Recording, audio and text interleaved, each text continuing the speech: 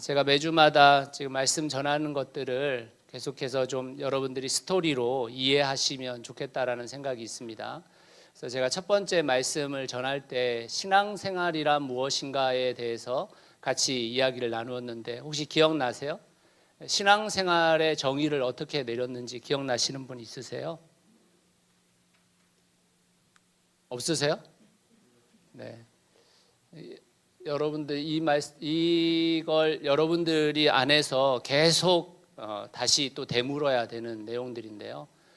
신앙생활이란 이렇게 정의 내렸습니다. 같이 한번 읽어봅시다. 시작.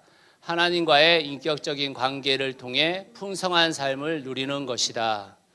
다시 한번 읽읍시다. 여러분 안에 이게 계속 반복돼야 됩니다. 다시 시작. 하나님과의 인격적인 관계를 통해 풍성한 삶을 누리는 것. 이 풍성한 삶이라는 것을 제가 다른 말로 또 바꿔서 말씀드렸어요. 하나님과의 인격적인 관계를 통해 하나님의 나라를 누리는 것이라고 말씀드렸습니다. 많은 신앙인들이 신앙 안으로 들어와서 풍성한 삶을 누리는 게 아니라 힘든 삶을 누리는 사람이 너무 많아요. 이 풍성한 삶이 누려져야 진짜 신앙인데 그게 아니라 의무만 더 많아지고 책임만 더 많아진 삶이 될 가능성이 매우 높습니다. 그래서 여러분들이 신앙생활을 통해 풍성한 삶을 누리셔야 되는데 그 누림, 다시 말하면 풍성한 삶의 누림의 첫 관문이 거듭남이라고 제가 지지난주에 설교했었습니다. 거듭남. 근데 내가 거듭났나 거듭난지 않았나 라는 것을 어떻게 점검할 수 있는가, 그 거듭남의 증거 3가지가 있다라고 말씀을 드렸어요. 여러분 자신을 생각해 보셔야 됩니다. 첫 번째는 하나님이 하신 일이 믿어지는 것입니다. 나는 천국 가는 게 믿어져요 이게 아니고요.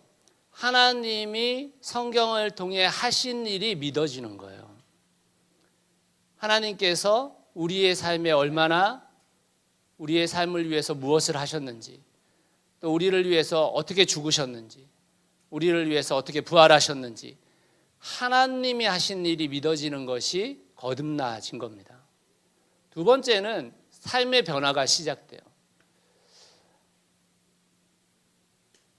거듭났다라는 것은 다시 말하면 옛사람은 죽고 새 사람으로 태어났다라는 거잖아요.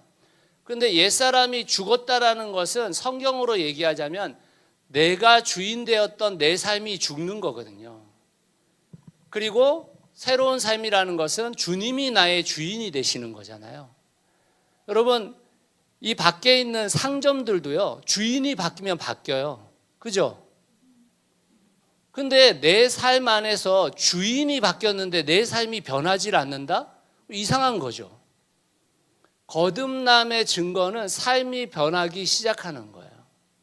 완벽한 삶으로 바뀐다라는 의미가 아니라 매일마다 삶이 주님의 말씀으로 변화되는 것이 증거입니다. 세 번째는 하나님의 공동체에 소속되게 돼요. 내가 거듭나가지고 나중에 거듭남의 특권이 나오는데 그 중에 하나가 신분이 변화되는 거거든요.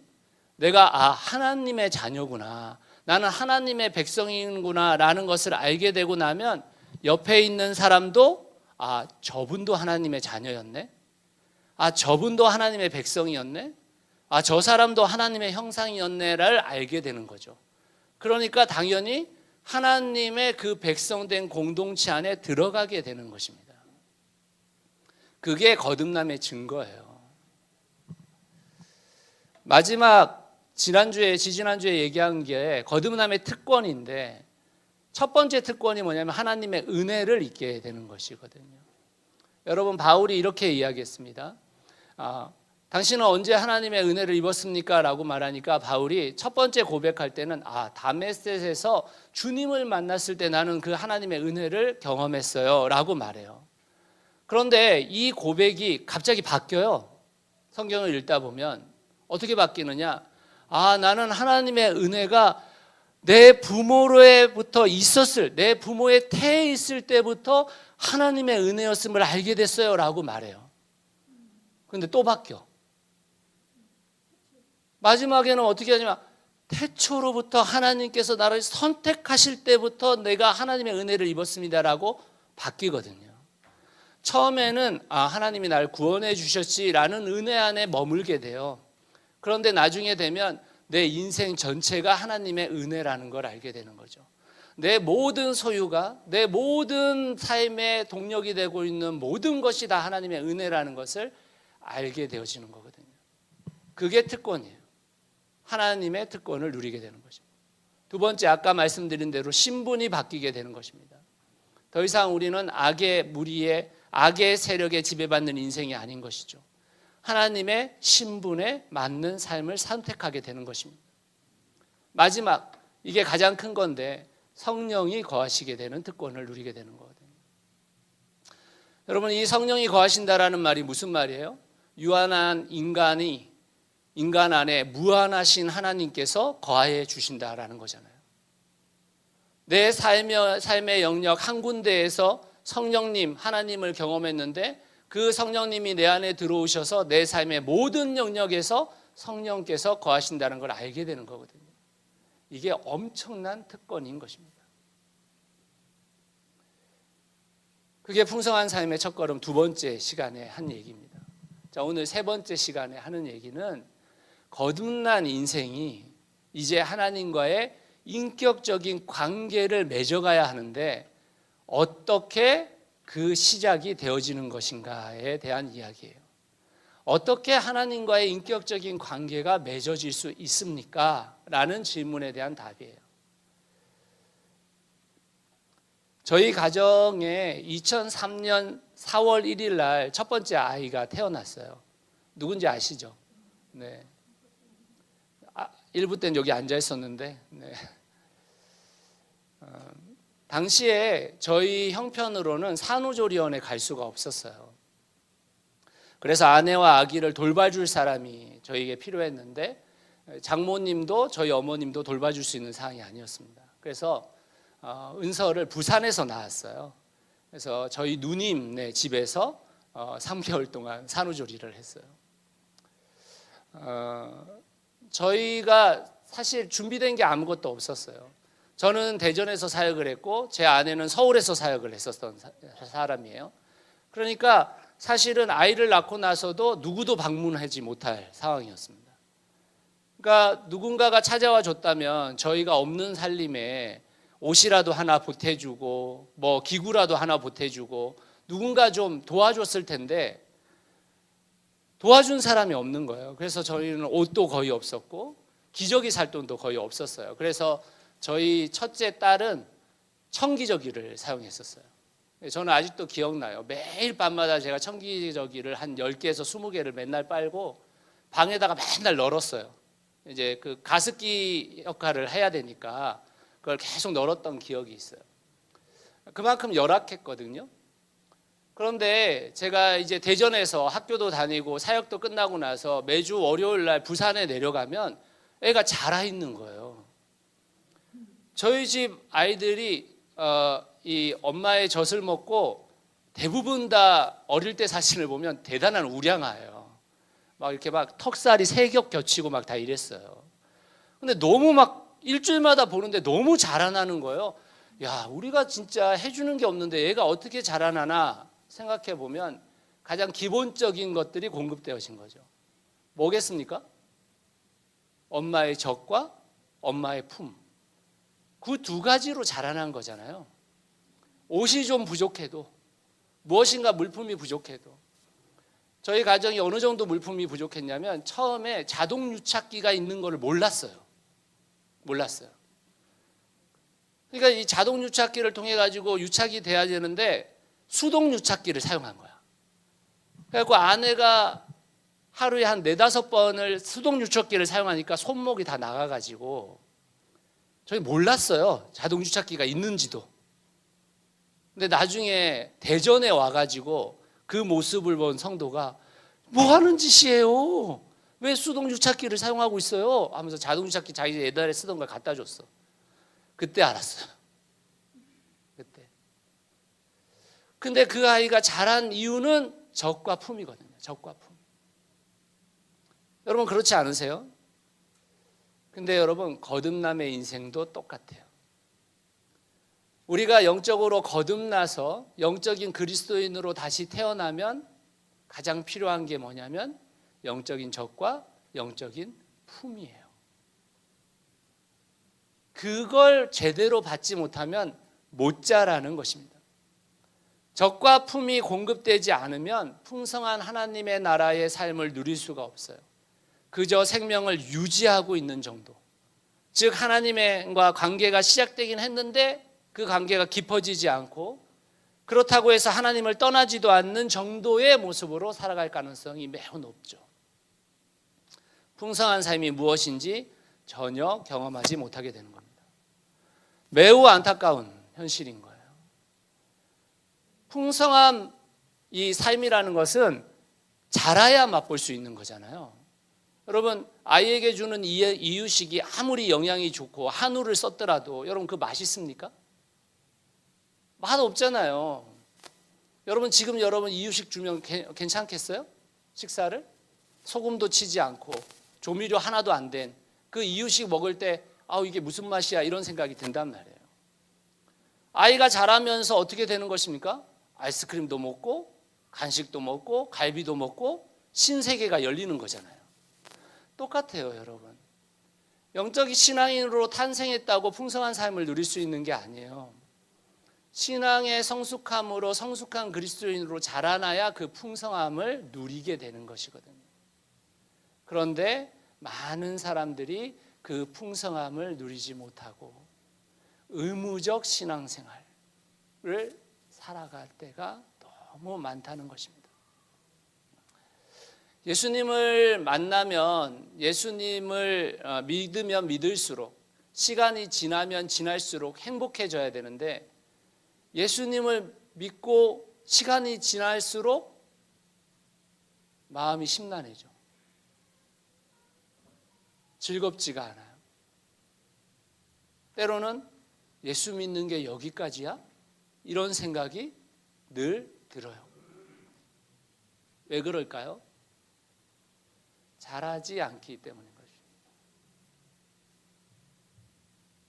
풍성한 젖과 풍성한 품을 경험하지 않은 거예요.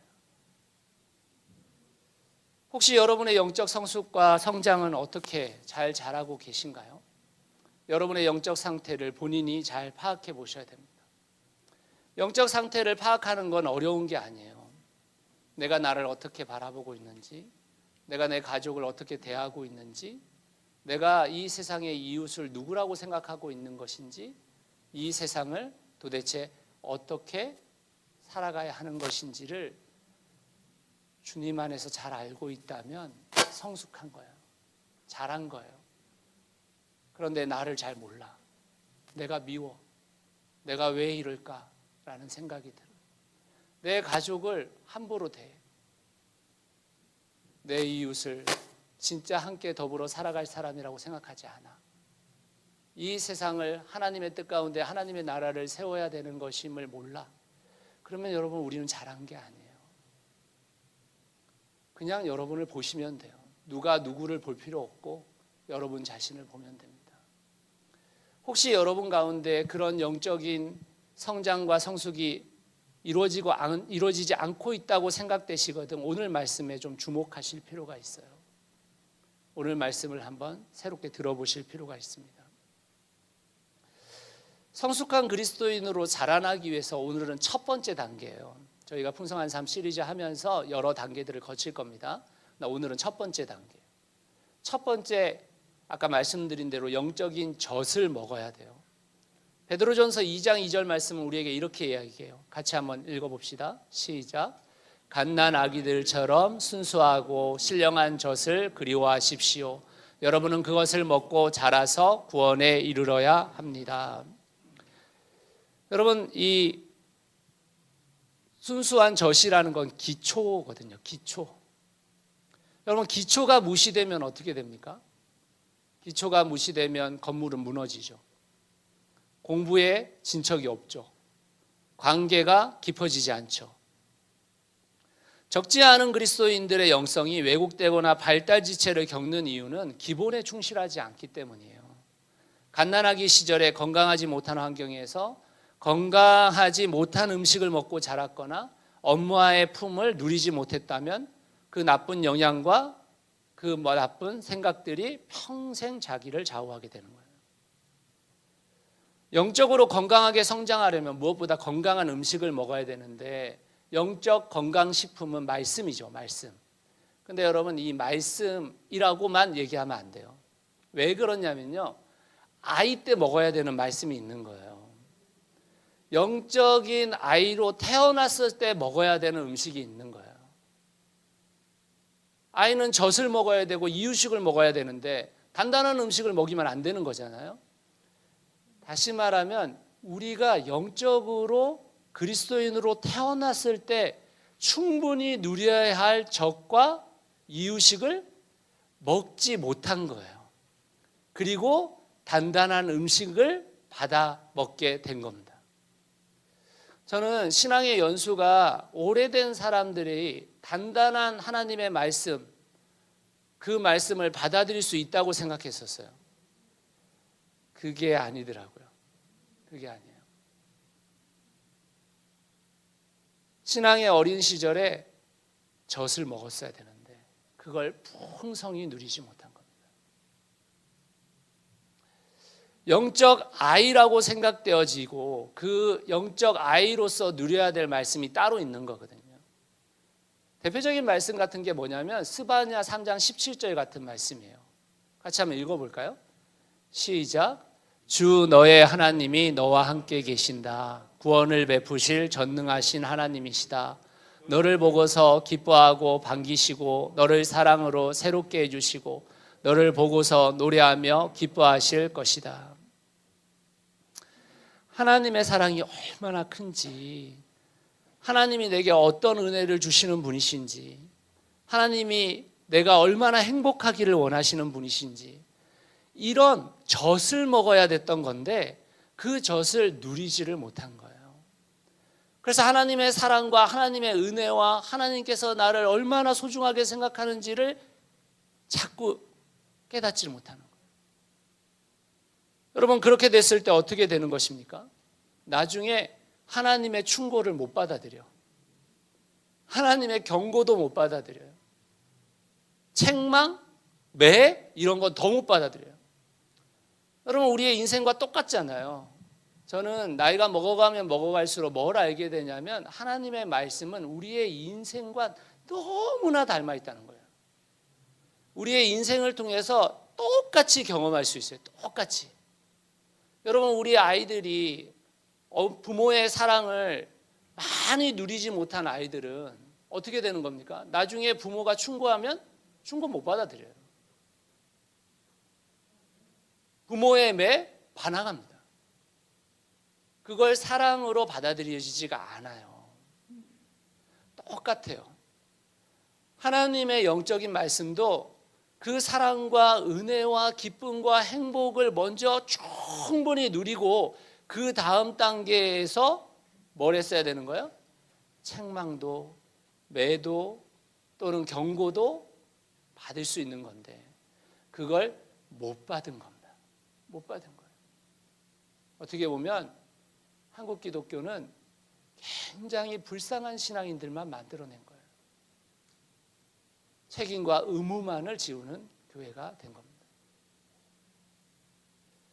사랑하는 성도 여러분, 저는 여러분들이 다시 시작했으면 좋겠어요.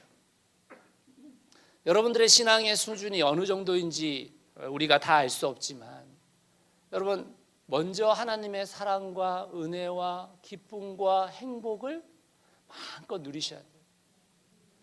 제가 저 뒤에다가 이게 A4지 한 장에다가 이렇게 코팅을 해서 놔두었습니다.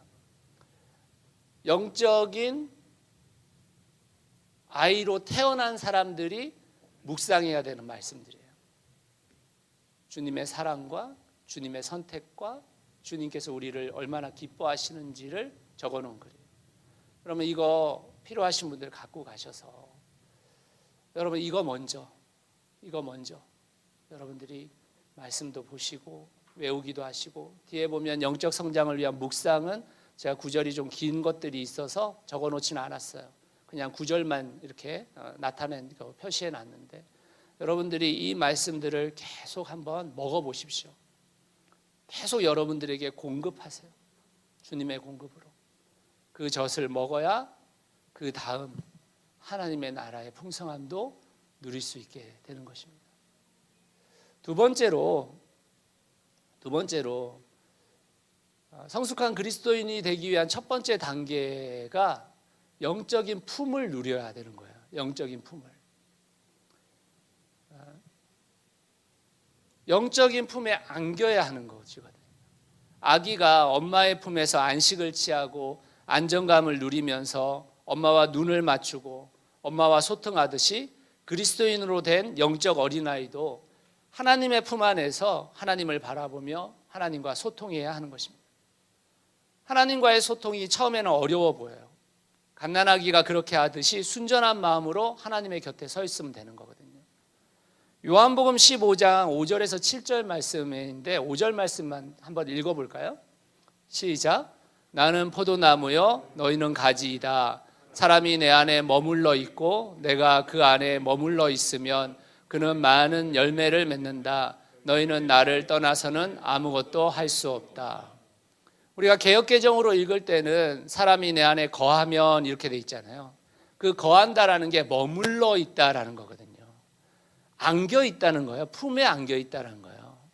여러분, 그 세례나 침례를 이야기할 때 헬라어의 원어는 베프티조라는 단어예요. 그게 그 단어 하나로 형성될 때는 물에 잠기다라는 뜻이에요. 그런데 그거를 본문상에서 보면 어떻게 이해해야 되는 거냐면 예수 안에 잠기다 이 말이에요. 예수 안에 거하다 이런 말이에요. 예수 안으로 들어가야 되는 거거든요. 그 안에서 그 안김의 풍성함을 누려야 되는 거거든요. 그러면 주님 안에, 주님의 품에 안긴다라는 것은 구체적으로 뭘 얘기하는 것인가? 첫 번째는 예배예요. 예배. 여러분, 예배는 하나님의 품에 깊이 안기는 거예요. 주님의 품에서 그 안식을 누리는 겁니다. 예배는. 그래서 예배는 늦게 오면 안 돼요, 여러분. 여러분이 예배의 그 깊이 안에 누리겠다라고 생각이 들거든 여러분 예배를 사모하는 마음으로 예배에 일찍 와야 돼요. 온라인으로 예배 드리시고 있는 분들은 예배에 일찍 준비하셔야 돼요. 다급하게 이거 치우고 저거 치우고 부산하게 시작되어서는 안 됩니다. 주님 안에 깊게 잠겨야 돼요. 저는 오늘 이제 이 설교를 준비하면서 어제 저녁에 저희 교회 밴드를 통해서 이번 주 찬양이 뭔가 하고 찬양 다 들어보고 찬양 찾아보고 했거든요.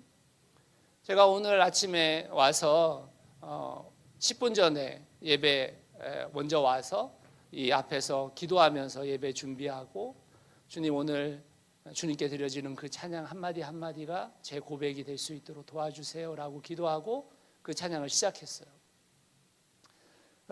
여러분들이 준비된 마음으로 드려진 예배와 그 부산함으로 드려온 그 예배가 분명한 차이가 있지 않겠습니까? 여러분이 하나님을 살아계신 하나님이라고 믿고 있다면 그 예배 안으로 깊이 잠겨야 됩니다. 처음에는 수동적일 수밖에 없어요. 그런데 그 다음 단계 능동적인 삶으로 하나님 앞에 예배드릴 수 있게 되는 거거든요. 두 번째는 기도예요. 기도.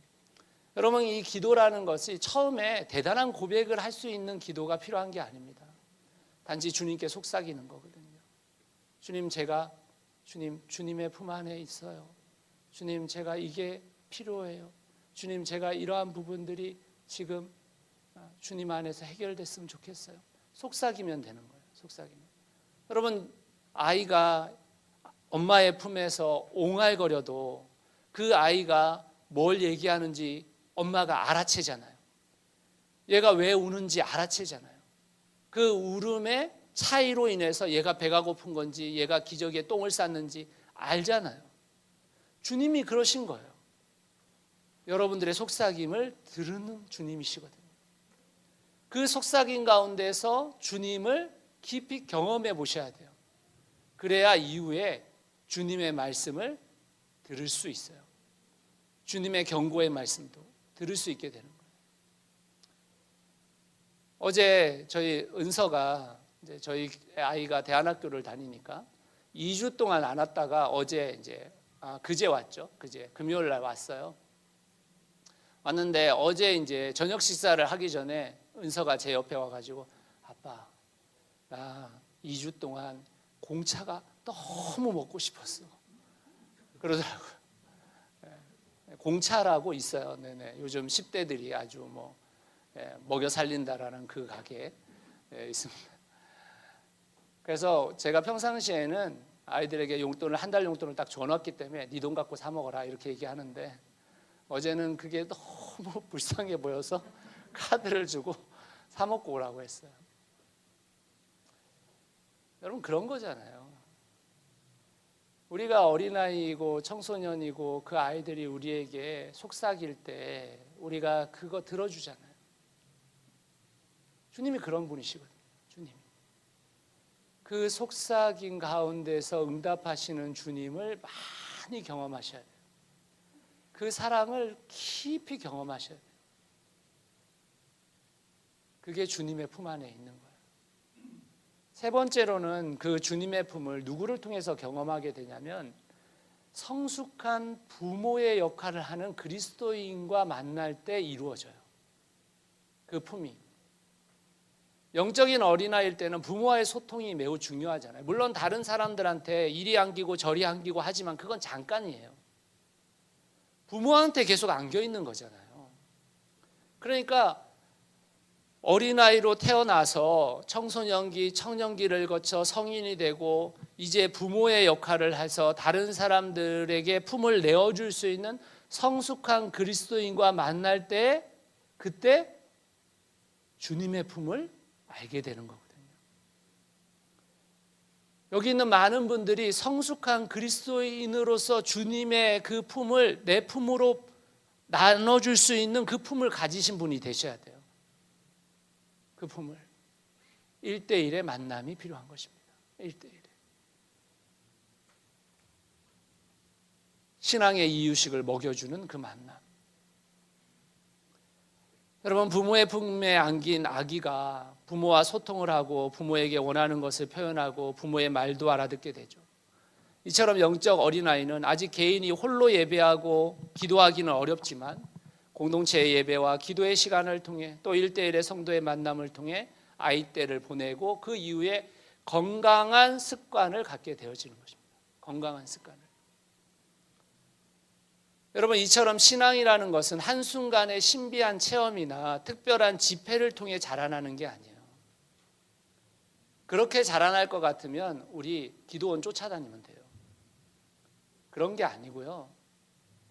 오랜 시간을 통해서 건강한 습관을 통해서 자라나는 겁니다. 아이가 자라 청소년이 되고 청년이 되고 성인이 되기 위해 시간이 걸리는 것처럼 한 명의 성숙한 그리스도인이 탄생하기까지는 오랜 시간이 걸리는 거예요. 오랜 시간이. 오늘 말씀의 결론을 좀 내리도록 하겠습니다. 신앙생활을 오래 한 그리스도인들 가운데서요. 이런 분들이 계세요. 특별히 하나님과의 관계를 위해 시간을 떼어놓지 않고 나는 무시로 기도한다. 이런 분들이 계세요.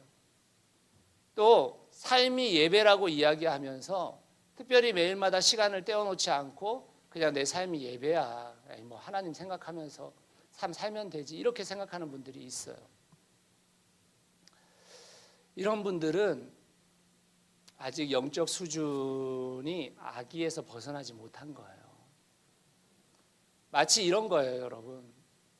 제가 아빠인데 야 우리 매일 같은 집에서 자잖아. 야 우리 매일 얼굴 마주치잖아. 이러면서 아이들과 내 아내와 좋은 관계가 지속될 수 있다고 생각하는 거예요. 안 된다는 거 다 아시죠? 특별한 시간을 내서 내 아이와 관계를 맺기 위해 시간을 할애해야 되고 내 아내와 관계를 맺기 위해서, 할애해야 관계가 좋아지죠. 여러분들이 같은 집에서 잔다고 관계가 좋아집니까? 매일 얼굴 아침에 마주친다고 관계가 좋아져요? 더 나빠지죠. 그렇잖아요. 그렇잖아요. 오히려 매일 안 만나고 주일에 한 번 보는 분이 훨씬 더 친해. 훨씬 더 그분 만나는 게 행복해. 똑같아요, 여러분. 하나님과의 인격적인 관계를 맺으시려면 하나님과 할애된 시간을 마련하셔야 되는 거예요. 하나님과의 깊은 관계를 맺고 싶으시면 하나님을 위해서 내는 시간이 있어야 되는 거예요. 주님은 여러분을 위해서 시간을 낼 생각이 늘 있으신데 내 옆에서 언제 나를 위해서 시간을 내실까? 옆에 늘 동행하시는데 내가 시간을 내지 않는 거거든요. 그래서 여러분들에게 텐텐텐을 좀 추천드립니다. 텐텐텐. 여러분 아침에 10분의 시간을 주님께 드리고 시작하세요. 아침에 일어나시면 침대 머리맡에 앉으세요. 그리고 누구와 대화하기 전에 핸드폰 켜기 전에 제발 10분간 여러분 엎드리세요. 그리고 여러분의 올해 하루의 일정을 주님께 아뢰세요. 그리고 그 하루 동안 만나는 사람들과의 만남을 주님께 아뢰세요. 주님, 그 가운데서 제가 주님의 뜻을 구하고 주님의 말씀대로 살 수 있도록 도와달라고 여러분 말씀하세요. 10분으로 시작하십시오. 여러분 점심시간에 주님께서 주시는 그 시간들을 제발 10분이라도 산책을 하세요. 주위에 여러 사람들과 수다 떠는 것보다 10분의 시간을 하나님과 만나세요. 핸드폰을 들고 그 짬짬이 시간에 게임을 하는 것보다 SNS를 뒤지는 것보다 10분을 주님께 드리세요. 산책하십시오. 주님께서 주신 자연을 경험하시고 그게 아니더라도 여러분이 도시 한가운데서 직장 생활을 하신다면 그 10분을 걸으면서 주님, 제가 주님 안에서 좀 더 잠잠한 하루를 보내게 해주세요. 내 나머지 반의 시간들이 주님께 합당한 시간 되게 해주세요.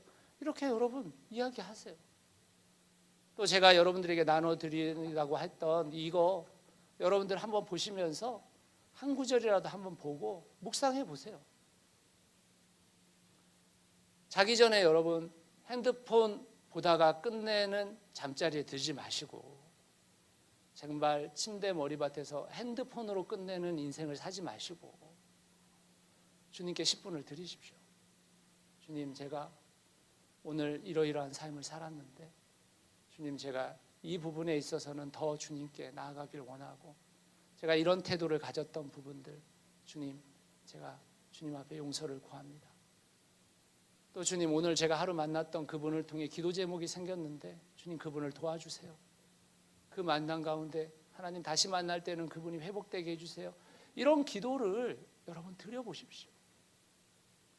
그 10의 시간들을 나중에는 20의 시간, 나중에는 30의 시간으로 보내십시오. 저는 지금 30의 시간을 보내고 있습니다. 늘 똑같은 패턴의 시간들을 갖고 있어요. 아침에 일어나면 새벽 기도를, 새벽 묵상을 같이 합니다. 여러분 온라인으로 하고 있잖아요. 여러분 교회까지 안 오셔도 되잖아요. 여러분들이 나는 도저히 아침잠이 많아서 안 돼요라고 생각되시거든. 일찍 자세요, 제발. 일찍 주무시면 되는 거 아니에요? 내 잠시간이 8시간이 필요해. 그러면 6시에 일어나려면 10시에 주무세요, 제발. 12시, 1시에 주무시면서 나는 아침에 도저히 못 일어나요. 그건 이상하잖아요. 그냥 일찍 주무시면 돼요. 여러분 점심시간에 저는 매일마다 식사 끝나고 나면 저는 교회 옥상 올라가요. 식물들 돌보고 먹거리들 돌보면서 주님께서 주신 그 자연 속에서 함께 주님을 노래하고 이 땅의 기쁨이 정말 하나님께서 이 땅을 우리에게 주심으로 인해서 우리에게 주시는 그 열매들이 얼마나 풍성한지를 늘 묵상합니다. 또 여기 천변 산책을 해요. 30분. 우리가 시간이 없어서 못하는 게 아니고 주님께 드리고 싶은 마음이 없어서 못하는 거거든요. 저녁 시간에는 저는 그날 만난 사람을 위해서 기도합니다. 그날 만난 상황을 위해서 기도하고. 여러분, 우리가 거룩한 습관을 가져가야 돼요. 그 시간들이 여러분들을 성숙한 그리스도인으로 이끄는 것입니다. 제가 좋아하는 시 중에 박노해 씨의 아름다운 나이테라는 시가 있어요. 제가 한번 읽어드리겠습니다. 아름다운 나이테, 박노해. 나무를 누구보다 잘 아는 목수는 나무를 높이로 말하지 않는다. 여름 겨울을 살아낸 나이테로 말한다. 사람의 삶은 나이로 말하지 않는다. 돈과 권력의 높이로 말하지 않는다. 오직 정신의 깊이로 말한다. 삶의 나이테는 반드시 어떤 만남에 의해서만 형성되는 것, 사람이든 사건이든 사상이든, 한 번은 불꽃의 만남으로, 한 번은 얼음의 만남으로. 제가 좋아하는 시입니다.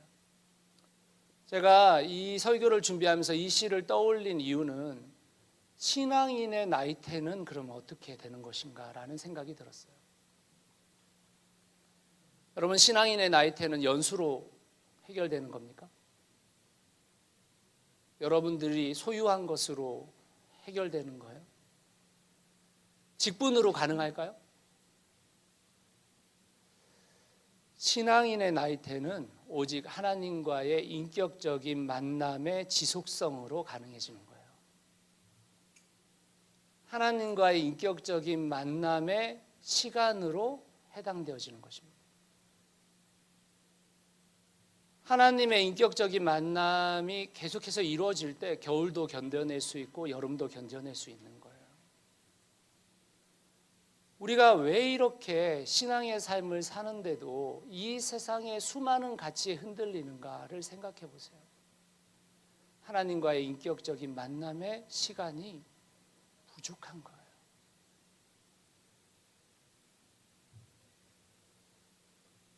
오늘 하나님과의 인격적인 만남을 통해서 우리는 그것을 이겨낼 수 있는 것입니다.